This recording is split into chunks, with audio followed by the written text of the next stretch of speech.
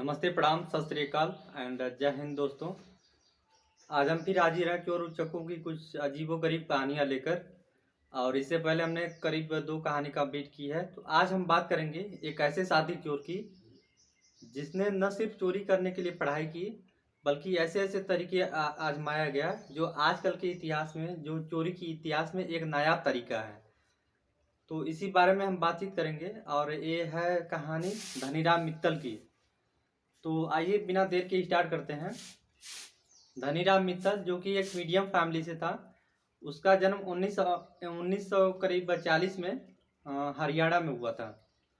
हरियाणा में उसका जन्म हुआ और वहीं पे उसकी बेसिक शिक्षा वहीं से प्रारंभ हुई। और बेसिक शिक्षा कंप्लीट करने के बाद उसने इंटरमीडिएट रोहतक से कंप्लीट किया और रोहतक से ग्रेजुएशन के लिए चला गया। ग्रेजुएशन कंप्लीट करने के बाद तो जैसे नॉर्मल फैमिली में होता है कि अगर आप पढ़ लिख रहे हैं और परिवार के लड़के हैं तो आपको एक टाइम के बाद मतलब कि आपको टाइम प्रोवाइड कराया जाता है ताकि आप अपनी शिक्षा पूरी कर सकें। और शिक्षा पूरी करने के बाद कोई अच्छा जॉब करें, सरकारी नौकरी करें, जिस हिसाब से आपका वो है बिजनेस भी कर सकते हैं। तो तरह तरह का मतलब कि जीविकोपार्जन का एक तरीका रहता है, तो हर आदमी करता है। ऐसे ही उस पर भी जो धनीराम मित्तल था उससे परिवार का प्रेशर बना कि अब तुम भी जॉब करो, तुम्हारा ग्रेजुएशन रोहतक से कंप्लीट हो चुका है।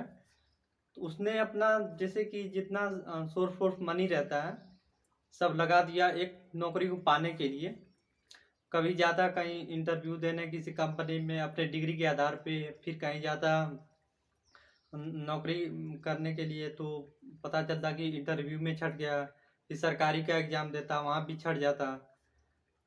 तो उसको एक दिन रियलाइज हुआ कि ये चीज़ें आसान नहीं है। मतलब कि आजकल के ज़माने में सरकारी नौकरी पाना या फिर अपना बिजनेस खोलना, ये चीज़ें नॉर्मल नहीं रह गई हैं। इसके लिए काफ़ी मेहनत की ज़रूरत पड़ेगी। तो उसने सोचा कि क्यों ना कुछ अलग तरीका अपनाया जाए। और उसने क्या किया कि उसके बगल में एक जैसे आरटीओ ऑफिस था। आरटीओ ऑफिस मतलब वो होता है जहाँ पे गाड़ियों से संबंधित लाइसेंस बनाए जाते हैं और आपको ड्राइविंग का स्किल देखा जाता है कि आप ड्राइविंग कर पाते हैं कि नहीं। जैसे आप ड्राइविंग लाइसेंस बनवाने जाएंगे आरटीओ में तो सब आपको गाड़ी चलवा कर दिखवाएंगे कि आप चला पा रहे हैं कि नहीं, और उस हिसाब से आपको पेपर कराएंगे और पेपर के बाद आपको लाइसेंस प्रोवाइड करा देंगे। तो धनीराम मित्तल भी गया वहाँ पे और उसने देखा कि यहाँ काफ़ी फर्जीवाड़ा चल रहा है। और एक करीब बात है 1960 की। 1960 की बात है। तो वहाँ पे देखा कि यहाँ पे काफ़ी फर्जीवाड़ा हो रहा है। मतलब कि कोई बिना एग्ज़ाम दिए भी पास हो जा रहा है पैसे के दम पे। और जैसे 1960 में ये था कि हर चीज़ कंप्यूटराइज नहीं था। जैसे कि मैं आज कल के ज़माने से कंपेयर करूँ अगर उस बात का, तो आजकल के ज़माने में कोई फर्जी डॉक्यूमेंट बनाना बहुत मुश्किल है, लेकिन उस समय कंप्यूटर नहीं था तो करीब हाथों से हर कागज बनाए जाते थे। तो धनीराम के पास नौकरी तो थी नहीं, तो उसने सोचा कि क्यों ना मैं भी यही काम करना स्टार्ट करूं। और वो भी आरटीओ ऑफिस जाने लगा, अधिकारियों से संपर्क करने लगा और फिर जैसे संपर्क बनाने लगा। फिर जैसे आप कहीं टाइम अगर स्पेंड कर रहे हैं अपना, तो लोगों से अचानक से संपर्क नहीं बन पाता, कुछ टाइम देना पड़ता है। तो उसने भी कुछ टाइम दिया और उसका फिर पहचान हो गया सबसे अधिकारी से। उसने मतलब कि थोड़ा पढ़ाई कर रखी थी तो उसका जैसे कॉमन सेंस काफ़ी हाई था। तो चीज़ों को जल्दी जल्दी समझ गया कि आखिर फर्जी दस्तावेज या फिर फर्जी पेपर तैयार कैसे किए जाते हैं। और वो भी उसी काम में लग गया। उसने मतलब कई लोगों का फर्जी पेपर बनाया, गाड़ी का लाइसेंस बनवाया, या फिर या कहें कि अलग अलग तरह के फर्जी कागज बनाना स्टार्ट कर दिया जो कि सरकारी की तरह लगे। फिर क्या हुआ कि उसने एक उसके मतलब दिमाग में एक खतरनाक आइडिया आया। उसने सोचा कि क्यों ना इस फर्जीवाड़े का इस्तेमाल अपने लाइफ के लिए अच्छे से किया जाए। उसने क्या किया कि गाड़ियां चोरी करना स्टार्ट कर दी। जैसे 2 चक्का गाड़ी किसी का हो, या फिर जैसे कोई मार्केट गया है कहीं, मतलब कि गाड़ी खड़ी करके वो सब्जी खरीद रहा है उसका ध्यान उस गाड़ी पे रहता था, और जो नज़र हटती वो गाड़ी वहाँ से गायब कर लेता था। और फिर जैसे कि एक प्रोसेस होता है गाड़ियों को बेचने का। जैसे आप डायरेक्ट मार्केट में नहीं बेच सकते, उसके लिए कागज़ चाहिए होता है जो सेकेंड पार्टी को आपको देना होता है। तो क्या करता कि वो फर्जी कागज़ उस गाड़ी का तैयार करता और उसी के आधार पे बेच देता। तो करीब उसने 100 गाड़ियाँ मतलब बेच दी इस प्रकार से, चोरी कर करके। तो उसको एक दिन आइडिया आया कि क्यों ना इस जो जो उसने सीखा है वहाँ से आरटीओ ऑफिस से, क्यों ना इसको और बढ़ाया जाए। तो उसने एक हैंडराइटिंग का कोर्स होता है और एक साइकोलॉजी का कोर्स होता है। उसने हैंडराइटिंग का कोर्स किया और साइकोलॉजी दोनों का कोर्स किया, और फिर उसने एक और फर्जी डिग्री तैयार की। फर्जी डिग्री तैयार करने के बाद उसने मतलब कि एक जहाँ रेलवे स्टेशन था उसको अप्लाई किया, काफ़ी अच्छे नंबर दिखा के फर्जी डिग्री में, और रेलवे का स्टेशन मास्टर बन गया। मतलब आप सोच सकते हैं एक जो चोर है वो रेलवे स्टेशन मास्टर बन गया। और करीब उसने 1968 से लेकर 1972 तक एक रेलवे स्टेशन के मास्टर के तौर पे मतलब कि जॉब की। तो बात यह है कि करीब 6 साल के दौरान उसको लगा कि नहीं, अब कुछ और करना चाहिए। उसका मन उठ चुका था रेलवे स्टेशन से, और बीच में वो गाड़ियाँ चोरी करता रहता। मान लीजिए उसने जॉब छोड़ दी फिर रेलवे की, तो उसने फिर मतलब अपना काम जारी रखा जो भी रहता है। तो फिर अब बात ये हुई कि थोड़ा प्रसिद्ध होने लगा, तो 2-4 बार किसी केस में पकड़ा गया, मान लीजिए गाड़ी गाड़ी चोरी करते समय। तो फिर अदालत में उसको ले जाया गया। तो अदालत में उसने देखा कि कैसे वकील बहस करते हैं, कैसे क्या होता है, कैसे न्याय दिया जाता है। तो उसने सोचा कि क्यों ना मैं एक एलएलबी करूं, एलएलबी का कोर्स करूं। अब देखिए, अब उसको सबसे बड़ा चोर इसलिए कहा जाता है, जो कहानी का टर्निंग पॉइंट है यही है। तो उसने देखा कि कैसे लोग वकील बहस करते हैं, कैसे कानून उनको सजा देता है। तो उसने सोचा क्यों ना मैं भी एलएलबी करके वकील बन जाऊं, और गाड़ियां चुरा के अपने खिलाफ जो भी एविडेंस रहेगा उसको मैं हटा दूंगा, और इस प्रकार से मैं बचा भी रहूंगा और काम भी मेरा चलता रहेगा। तो उसने जैसे चोरी करने के लिए उसने पढ़ाई भी की, एलएलबी का फिर कोर्स किया उसने कहीं से। तो एलएलबी का कोर्स करने के बाद उसको कानून का अच्छी खासी जानकारी हो गई। तो वो क्या करता, गाड़ियाँ चोरी करते समय अगर पकड़ा जाता तो क्या करता कि उसी आधार पे बच जाता कि कैसे बचना है कानून से। और कई कई बार जुर्माना भरा, फिर कई कई बार जेल भी गया। तो एक बार क्या हुआ कि वो एक दिन अखबार पढ़ रहा था अपने घर पे।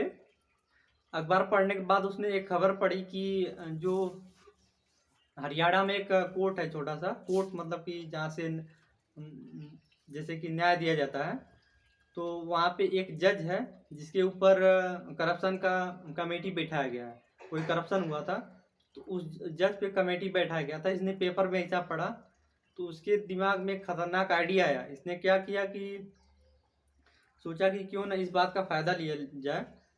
उसने एक लेटर लिखा हरियाणा हाई कोर्ट जो है, हरियाणा हाई कोर्ट के रजिस्ट्रार, जैसे रजिस्ट्रार होता है वहाँ, तो उसने उसी के नाम से एक लेटर लिखा उस जज के नाम से और उसको भेज दिया। और जज मतलब कि फर्जी लेटर में उसने लिखा कि जब तक आज आपके ऊपर जांच बैठाई गई है जज साहब, आप अपने घर जा सकते हैं, और करीब आपको 2 महीने की छुट्टी दी जाती है। जब जांच कंप्लीट हो जाएगी आपके ऊपर तब आप दोबारा सेवा दे सकते हैं 2 महीने बाद। तो लेटर इसने पूरा बाकायदे तैयार किया और स्टाम्प लगाकर सब कुछ तैयार किया, ताकि जो लेटर था वो फेक न लगे। हुआ है कि इसने तो फॉरवर्ड कर दिया जैसे लेटर को। तो जब जज के पास पहुंचा तो उसने देखा कि हाई कोर्ट से आदेश आया है कि मेरे घर जाना है। तो वो अपना उसने लेटर को सही समझा और चला गया, मतलब कि जैसे कि अपने घर पे आराम करने चला गया 2 महीने के लिए। फिर इसने दोबारा एक लेटर बनाया और इसमें लिखा कि जब तक वो जज साहब नहीं है तब तक यहाँ पे एक नए जज की नियुक्ति की जाती है, जो कि मंडे से कोर्ट ज्वाइन करेंगे, और उन्हीं के अंडर में जितने भी फैसले होने हैं सब उन्हीं के अंडर में लिया जाएगा। तो हुआ है कि इसने मतलब कि अपने को ही दिखा के और उसमें अपना साइन मुहर और डिग्री लगा के भेज दिया, यही जज हैं और यही अब फैसला करेंगे। और मंडे से अपने कोट वोट पहन के पूरा बाकायदा जैसे टाई लगा के और कोर्ट पहुंच गया। बात ये थी कि इसने एलएलबी किया था और काफ़ी जानकारी थी, कई बार केस में फंस चुका था, तो इसको पता था बढ़िया से कि आखिर में केस होता क्या, कैसे लड़ा जाता है और जज जो होता है न्याय कैसे देता है। ये भी अपना कोट वोट लगा के बैठ गया और सिस्टम सब जानता ही था, कैसे कैसे ऑर्डर ऑर्डर चिल्लाया जाता है या फिर क्या कैसे बहस की जाती है। और पहले दिन से इसने फैसला लेना स्टार्ट कर दिया। तो करीब मतलब कि हर काम अच्छे से करता, तो किसी को शक नहीं हो पाता, तो इसने करीब 2 महीने में, जिसमें कि 50 दिन इसने वहाँ पे सर्विस दी और 10 दिन नहीं दी, क्योंकि दूसरा वाला भी आ जाता ना, जो जज 2 महीने के लिए घर गया था।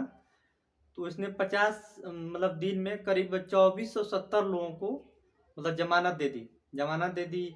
कुछ को मतलब कि जैसे कि जेल की सज़ा दे दी, कुछ को जुर्माना लगाया, ऐसे ऐसे करके कुछ को बेल दे दी। और जबकि 24 से 70 लोगों में जो छोटे मोटे पॉकेट मार चोर होता है उनको मतलब कि जमानत दे दी। बात ये थी कि छोटे चोरों की स्थिति जानता था, तो इसने तो जमानत देने के बाद मतलब कि काफ़ी लोग खुश हुए जो छोटे मोटे चोर थे, और खुशी खुशी अपने घर गए और इसको बहुत अपना जैसे श्रद्धा से भर गए इसके प्रति। तो काफ़ी गजब का माहौल बना दिया इसने और 50 दिन में काफ़ी अच्छा खासा न्याय दिया। कोई भी जज होता तो ऐसा ही करता। फिर क्या हुआ कि अचानक से ये गायब हो गया, क्योंकि 10 दिन बचा था। 50 दिन इसने कंप्लीट किया और जो दूसरा जज था उसकी 2 महीने की छुट्टी थी, तो इसने भी 10 दिन पहले ही रिजाइन दे दिया, मतलब कि वहाँ से गायब हो गया, लापता एकदम। और जज का भी मजा ले लिया। तो बाद में जब उन लोगों को डाउट हुआ तो उन्होंने जैसे जहाँ पे कोर्ट था उन लोगों को डाउट हुआ कि कौन जज आया था न्याय देकर चला गया, और कुछ फैसले काफ़ी अजीबोगरीब हैं। करीब 2470 लोगों को जमानत मिल गई है। तो इन लोगों ने हाई कोर्ट पे संपर्क किया। जैसे आजकल की तरह वहाँ पे वो सिस्टम नहीं था कि फ़ोन लगा के तुरंत हम बात कर लें, तो चिट्ठियों से लिखा जाता था ना, तो इसीलिए थोड़ा सा बातचीत नहीं हो पाई थी, इसलिए इन लोगों में कन्फ्यूजन हो गया था। तो जब इन लोगों ने बात किया तो पता लगा कि ऐसा कोई भी लेटर वहाँ से भेजा नहीं गया था और कोई फर्जी लेटर भेजा है। तो जब जांच की पता लगा, तो जांच कमेटी बैठाई गई, तो पता लगा कि ये धनीराम मित्तल ही था जो जिसने इतना बड़ा कांड किया है।